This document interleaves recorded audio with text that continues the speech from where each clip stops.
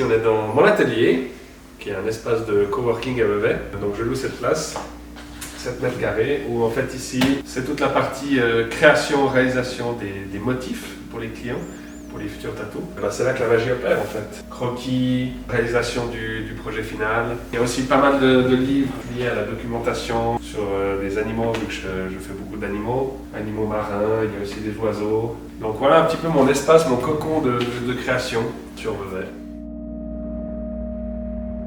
Quand je viens travailler ici, il y a tout un travail qui s'est fait aussi au studio en amont, qui est le rendez-vous de discussion avec le client.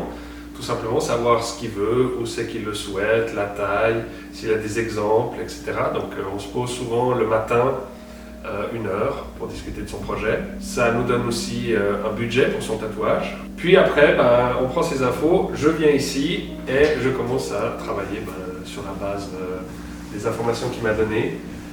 D'abord en croquis, comme on a pu le voir sur les images, croquis plutôt dans les rouges.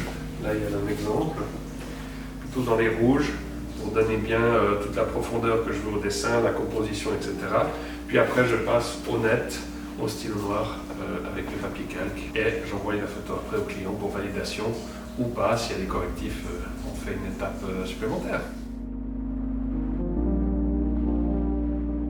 Quand on crée un tatou, peu importe le sujet du tatou, que ce soit une fleur, un insecte, un tatou plus nordique, sur l'océan, peu importe, moi j'aime bien me plonger dans une bulle, alors aussi bien dans le lieu où je le crée, mais aussi musicale, une ambiance musicale, qui va m'aider à créer le motif. Pour l'exemple justement d'un tatou plutôt nordique, une hache de viking comme il y a là, typiquement je vais choisir une musique norvégienne, islandaise, pour vraiment me mettre dans ce monde, dans cet univers-là, et coller parfaitement au dessin que je dois faire.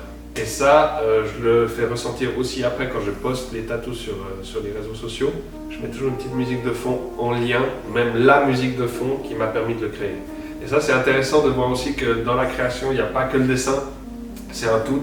Même quand on regarde des films, un documentaire, etc., ça nous imprègne d'images, de sons, de plein de choses, de dessins même des fois, pour nous aider à créer.